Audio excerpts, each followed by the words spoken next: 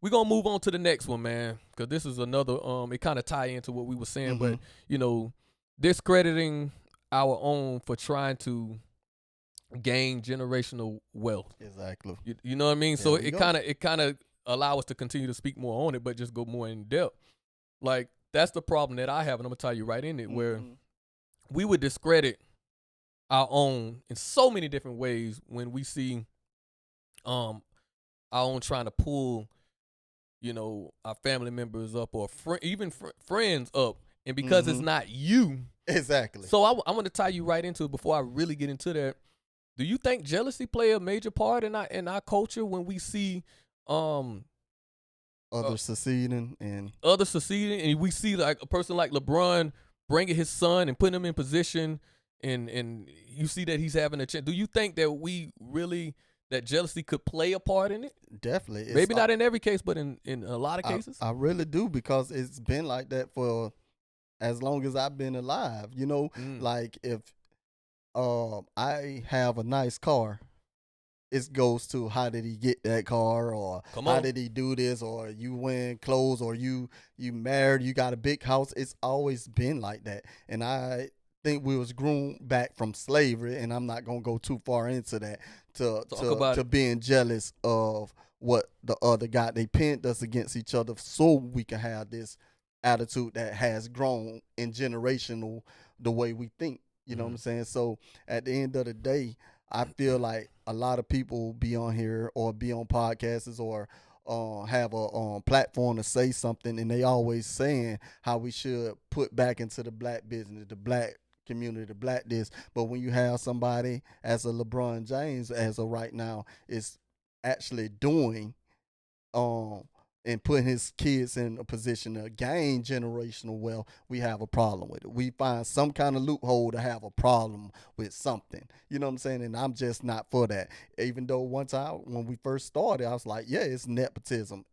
But who cares at this point? Like, it's not starting with him. You know what I'm saying? And Bronny might end up being a great player. Who knows? We just judging stuff off face value and not really going in detail and waiting till the story actually align or come out or see him play a little more or whatever. But at the end of the day, if you could, you would. So and the fact that you said a key thing, you said I see it as nepotism, but who cares?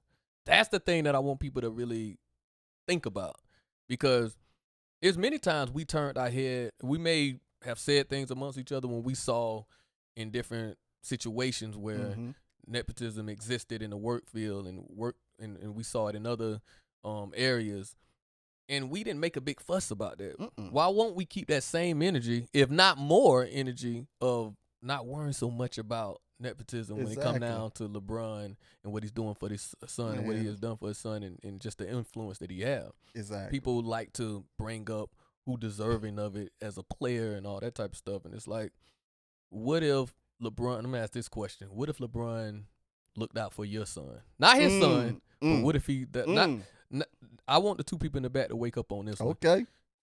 Good point. What if he looked out for your nephew who is striving to be this great basketball player? What if he looked out for your daughter when it came down to the WNBA? Yeah.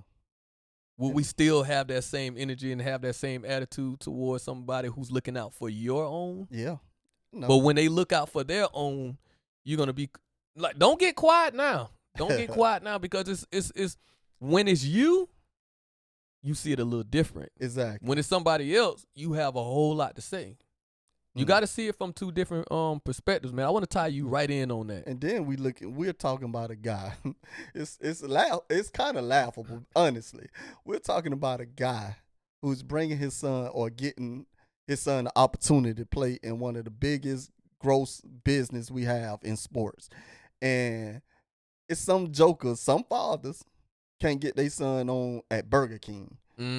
But you're talking about this man getting his son into the NBA. Let's talk about it. Some of you guys who work can't get the person or a kid or a child, not even just son, but a child, period, on a job that you worked at for 19 years. You know what I'm saying? What are we doing? At this point, what are we doing? That's why I say it's laughable that we're really mad, or people are really mad about this man getting his son into the NBA.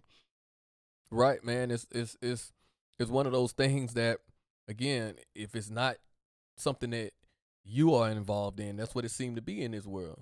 And I gotta say it, you know, and I don't like to hold back on this because it's real. Please don't. When it's our own, we have the biggest problem with that. But we can't stand when the other race, you know, discredit Let's call it what us. it is. We don't like when the other race do us wrong. We don't like when there's no fairness in the other race. We don't like when we are mistreated.